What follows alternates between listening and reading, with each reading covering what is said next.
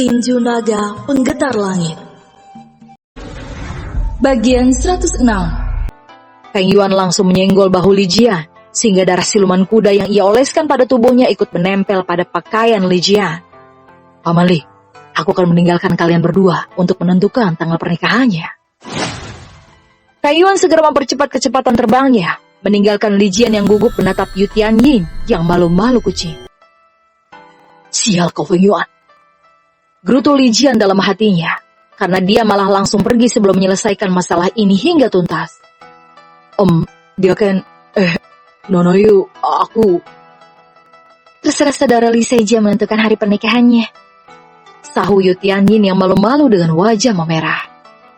Li Jian terkejut mendengarnya, padahal ia ingin mengatakan Feng Yuan sebenarnya sedang bercanda. Kini malah dianggap dengan serius oleh Yu Tianyin. Tunggu! Gumamnya terkejut. Yu Tianyin mau menikah denganku. Dia terkejut dan menatap wajah cantik wanita yang terluka cukup parah tersebut. Baiklah, kita akan bicarakan tanggal pernikahannya saat di kota Chenglen saja. Li Jian memaksakan diri tertawa, sehingga terdengar seperti suara ringkihan kuda siluman saja. Dari 20 diaken yang ikut dalam misi Aula Penegak Hukum Sekte Pedang Bintang tersebut, 16 diaken terluka cukup parah. 4 diaken mengalami luka ringan termasuk Li Jian, salah satunya. Hanya penatua Ling Tao yang tidak mengalami luka-luka, bahkan pakaiannya tetap bersih seperti saat pertama kali menginjakan kaki di benua timur tersebut. Untuk Feng Yuan, sebenarnya ia bernasib sangat baik karena tidak mengalami luka-luka, kecuali tubuhnya yang bermandikan darah siluman kuda. Kedamaian telah tercipta di benua timur. Kita akan segera kembali ke kota Chenglen, seru penatua Ling Tao setelah semua diaken menaiki kapal terbang. Apakah kita tidak menginap beberapa hari di sini? Takutnya nanti Kekaisaran Chen malah mengingkari perjanjian ini dan membuat kesepakatan dengan Xiao Jian, kemudian memulai perang lagi. Setelah Li Jian, penatua Ling Tao menggelengkan kepala dan berkata, itu tak mungkin terjadi. Karena aku tahu sifat Xiao Jian dan klan Xiao selalu menepati janji mereka. Kemudian ia menoleh ke arah Feng Yuan dan langsung mengerutkan keningnya. Apakah dia berpura-pura mati selama pertempuran tadi? Gumamnya berspekulasi karena tidak ada luka pada tubuh Feng Yuan. Namun ia tidak mempermasalahkannya karena ia telah mengetahui kemampuan bertarung Feng Yuan dan berpikir berpura-pura mati juga adalah sebuah keterampilan yang bagus yang menandakan Feng Yuan bisa menilai mana lawan yang harus dilawan dan menghindari lawan yang kuat. Maafkan aku saudara Xiao Jian, harus merepotkanmu lagi. Kalau kamu tak ada, aku mungkin akan dibunuh oleh guru, kata Kaisar Qianfu sembari menghela nafas dalam-dalam. Itu bukan masalah berarti. Aku cuma ingin jalan-jalan saja kemari untuk melihat apakah kamu telah menguasai seluruh benua timur. Namun aku tak menyangka, tua bangka itu akan muncul di sini dan merusak rencana besar. Saud Xiao Jian dengan senyum tipis. Ini semua gara-gara Chen Lo yang membunuh dan menyeret tubuh Jiang Yin yang kebetulan ada di benua timur ini. Sehingga gara-gara dendam pribadinya itu, rencanaku untuk menyatukan benua timur ini akhirnya gagal. Gelas di tangan Kaisar Qianfu pecah berkeping-keping, sehingga para jenderal yang hadir di ruangan tersebut ketakutan. Kamu berdiam diri saja dalam 10 tahun ini, dan kembalikan semua apa yang kalian ambil, termasuk wanita-wanita dan harta dari kekaisaran lain. Karena klan Xiao akan memulai rencana besar yang pasti akan menguntungkan kekaisaran Chen ini, kata Xiao Jian sembari menyeduh tehnya. Kenapa kita harus mengembalikan mereka? Salah satu jenderal enggan mengembalikan wanita-wanita cantik yang telah dihadiahkan oleh kaisar untuknya. Namun tiba-tiba gelas di tangan Xiao Jian melayang ke lehernya dan menyemburkan darah yang cukup banyak, sehingga jenderal tersebut harus menyumbat pendarahan di lehernya dengan tangannya. Kaisar Qianfu menggelengkan kepala dan berkata, bunuh dia karena telah menyinggung tamu terhormat kekaisaran Chen. Jenderal tersebut terkejut mendengarnya dan tak menyangka Kaisar Qianfu akan membuat keputusan seperti ini, seolah-olah kontribusinya selama ini dipandang sebelah mata saja. Dua jenderal langsung menyeret tubuh jenderal tersebut keluar dari ruangan itu, dan Kaisar Qianfu melanjutkan lagi perbincangan dengan Xiao Jian. 2 hari kemudian di atas lautan, kapal terbang Sekte Pedang Bintang yang ditumpangi Feng Yuan tersebut berbelok ke arah lautan tak berujung. Karena Yu Tianyin mengatakan dirinya telah mencapai pencerahan, dan akan melakukan terobosan ke ranah absolutnya. Periode ini adalah yang paling krusial bagi ahli bela diri, karena selama proses penerobosan kultivasi berlangsung, para siluman menjadi tidak terkendali, seperti sedang kerasukan dan berlomba-lomba ingin memangsa kultivator yang sedang melakukan penerobosan kultivasi tersebut. Feng Yuan yang sedang berkultivasi dengan menyerap energi spiritual di sekitarnya tiba-tiba merasakan energi spiritual dari siluman yang sangat kuat. Dia pun berhenti berkultivasi dan langsung bergegas ke pinggir dekapa. Makhluk apa itu? Feng Yuan terkejut saat melihat di bawah kapal ada ikan raksasa yang melompat tinggi dan hampir menelan kapal terbang. Kemudian riak air setelah ikan itu tenggelam berubah menjadi gelombang tsunami setinggi 1000 tombak. Kalau dibawa pulang bisa menjadi makanan untuk satu kota nih, katanya lagi dengan senyum cerah. Itu adalah siluman Ji, siluman yang setara dengan ranah absolutnya. Dia sangat sulit untuk ditaklukkan karena memiliki pertahanan yang sangat kuat, sahut Li Jia. Pria parubaya, dia yakin ranah absolut God segera menggunakan teknik segel untuk membuat perisai pada kapal terbang. Karena tiba-tiba ada sekumpulan siluman ikan yang setara dengan ranah immortal terbang ke arah kapal terbangnya. Walaupun basis bela diri mereka cukup rendah, tetapi jumlah mereka mungkin mencapai ribuan. Makanya diaken tersebut membuat perisai agar mereka tidak perlu bertarung.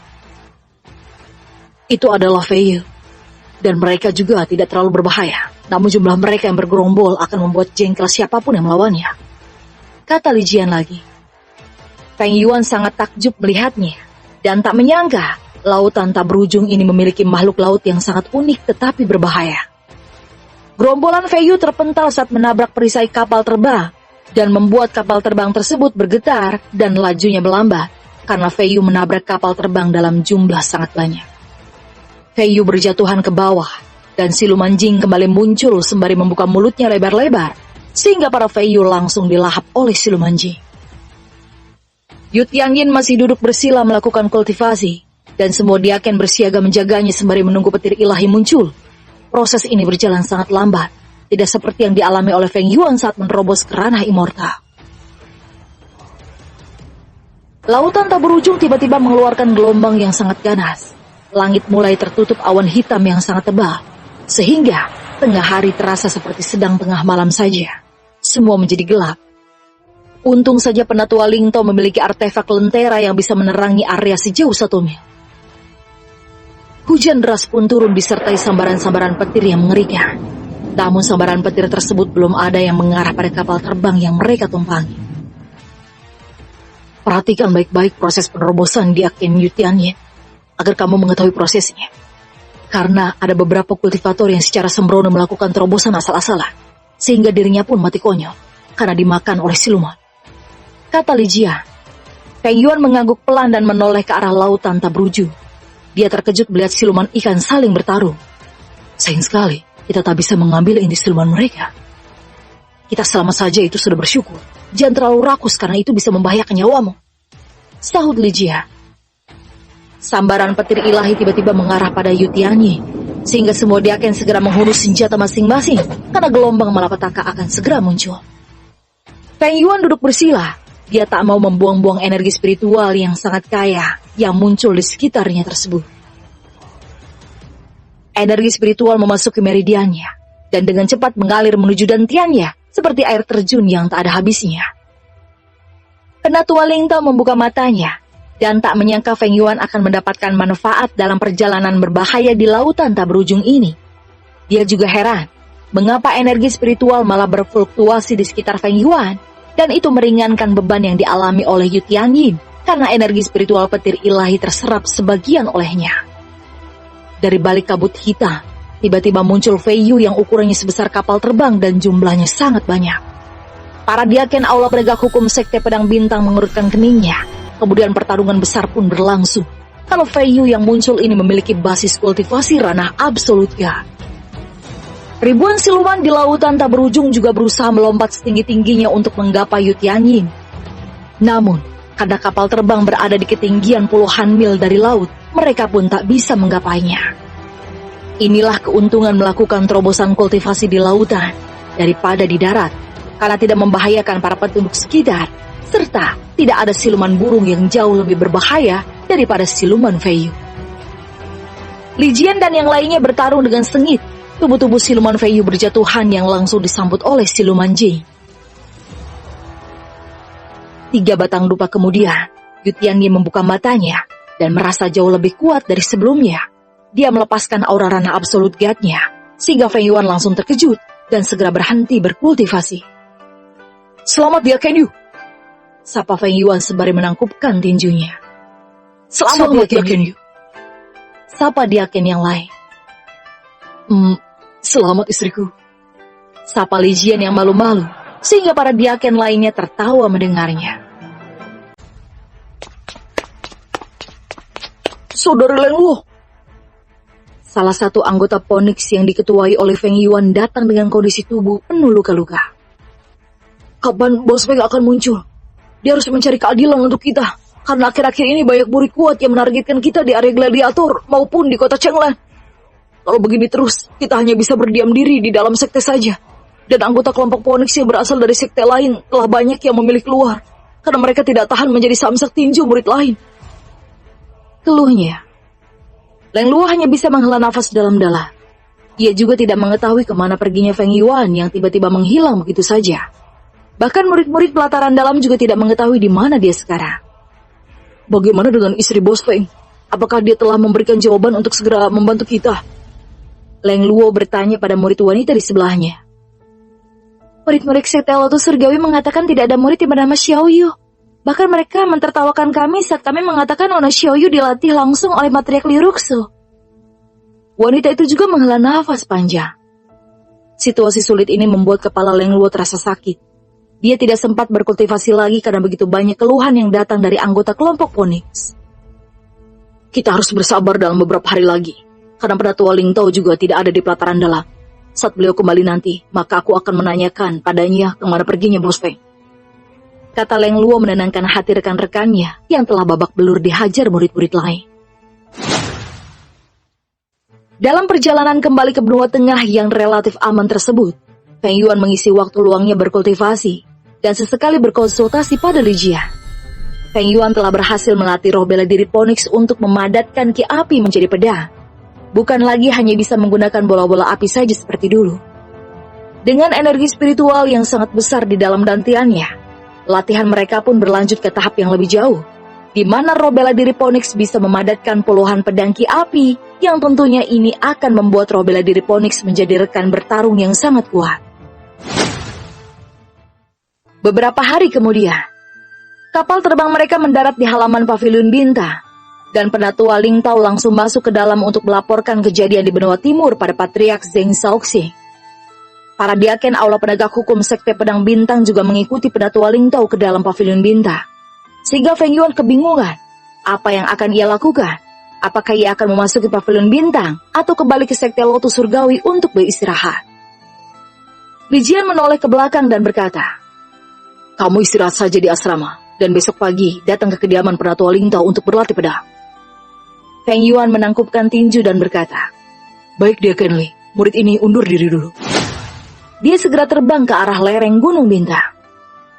Xiao Yu akan menjemputnya saat sore saja, yang berarti ia masih memiliki waktu luang dan berpikir untuk berkunjung ke pelataran luar saja, melihat apakah Leng Luo, karena ia teringat pemuda gemuk tetapi sangat lincah itu telah membentuk kelompok Ponix. Sepanjang perjalanan menuju pelataran luar, beberapa kali Feng Yuan berpapasan dengan murid-murid pelataran dalam lainnya, dan Feng Yuan hanya tersenyum saja menyapa mereka, karena ia hanya mengenali beberapa murid saja di pelataran dalam ini, dan itu pun karena mereka menantangnya saat awal-awal memasuki sekte pedang bintang. Setelah sampai di pelataran luar, tiba-tiba ia teringat kalau ia tidak mengetahui di pelataran mana Leng Luo belajar bela diri. Ini akan sulit, seperti mencari jarum di tumpukan jerami, keluhnya, karena pelataran luar itu jauh lebih luas dari pelataran dalam. "Bos Feng, Anda kembali!" sapa murid yang tiba-tiba muncul dari simbol heksagram. Feng Yuan terkejut ada arai teleportasi di pelataran luar dan menoleh pada murid yang dipenuhi luka-luka tersebut. "Kamu mengenaliku?" Feng Yuan menunjuk dirinya sendiri. "Tentu saja bos, lihat ini." Murid tersebut menunjukkan tato Ponix di lengannya, sehingga Feng Yuan mengerutkan keningnya Leng Luo itu memiliki selera fashion yang unik juga. Aku adalah anggota kelompok Phoenix. Dia tersenyum bahagia. Oh, ternyata Anda adalah bawahan tuan muda ini. Feng Yuan sengaja bersikap layaknya tuan muda klan besar. Siapa yang melukaimu? Lancang sekali mereka membuat anggota kelompok Phoenix babak belur begini. Aku harus membakar wajah mereka, agar mereka berpikir 2 kali untuk mencari masalah dengan kita. Roh bela diri Phoenix sebesar gunung tiba-tiba muncul di langit pelataran luar, yang membuat tempat tersebut menjadi gelap, karena roh bela diri Phoenix menutupi sinar matahari ke sana. Besar sekali! Murid tersebut terkejut melihat roh bela diri Phoenix yang langsung mengepakkan sayapnya, sehingga menimbulkan hawa panas di pelataran luar. Ini bukan apa-apa, hanya sebuah pertunjukan kecil saja. Saud Feng Yuan yang sengaja menunjukkan roh bela diri Phoenix-nya, yang sebenarnya menggunakan teknik khusus agar terlihat sangat besar, dan teknik ini hanya bisa bertahan dalam waktu setengah batang dupa saja. Teknik tersebut diajarkan oleh salah satu diaken yang sedang merasa bosan berada di kapal terbang saat perjalanan pulang mereka dari lautan tak berujung. Dan ia mengajak Feng Yuan bermain mahjong dengan hadiah teknik tersebut. Aku benar-benar bersyukur menjadi bawahan Anda, Bos Feng. Murid tersebut mulai menggunakan teknik menjilat, dan Feng Yuan sangat senang mendengar pujian itu. Namun tiba-tiba Feng Yuan memuntahkan seteguk darah, karena roh bela diri Phoenix ditelan oleh roh bela diri Jing, yaitu paus raksasa yang mirip dengan siluman Jing yang ada di lautan tak berujung. Keduanya tercengang melihatnya, dan roh bela diri Jing segera berputar arah menuju pavilion bintang, yang menandakan roh bela diri Jing tersebut milik salah satu petinggi sekte pedang bintang. Hei bro, jangan beritahu siapapun kalau bosmu ini yang mengeluarkan roh bela diri Phoenix tadi. Bisik Feng Yuan sembari menyeka darah dari sudut bibirnya. Aku sangat marah sekarang. Cepat, katakan siapa yang melukaimu, agar bosmu ini menuntut keadilan untukmu. Feng Yuan menarik murid tersebut menuju arah teleportasi. Feng Yuan sebenarnya sengaja meninggalkan area pelataran luar, agar tidak ditangkap oleh aura penegak hukum, karena dirinya telah melanggar aturan sekte, membuat murid-murid pelataran luar tidak nyaman dengan hawa panas yang ditimbulkan oleh roh bela diri Phoenix-nya. Siapa namamu, bro? Feng Yuan teringat kalau mereka berbincang-bincang tanpa berkenalan lebih dulu. Aku Su Jing, bos, sahutnya dengan senyum cerah. Su, Anda anggota kekaisaran, Su. Kita ternyata rekan satu negara. Apakah... Belum selesai Feng Yuan berbicara, tiba-tiba Su Jing berkata, aku cuma anak tukang taman bunga keluarga kaisar saja. Feng Yuan terkejut mendengarnya, karena sebelumnya ia juga bertemu anak tukang sapu keluarga kekaisaran Su. Apa dunia kultivasi telah berubah ya? Masa-masa kejayaan keluarga bangsawan telah berakhir, dan tidak dicintai para dewa lagi. Gumam Feng Yuan. Sementara itu di istana kekaisaran Su, tiba-tiba menteri kehakiman tersungkur saat ingin meninggalkan istana, karena menginjak ampas pisang yang dibuang sembarangan oleh cucu kaisar yang berusia 5 tahun. Kaisar dan para menteri lainnya tertawa melihatnya, padahal suasana di istana kaisar cukup tegang saat rapat sedang berlangsung. Sialah, kenapa aku malah tertimpa musibah saat teringat dengan Su Jing ya? Keluhnya dalam hati. Bersambung.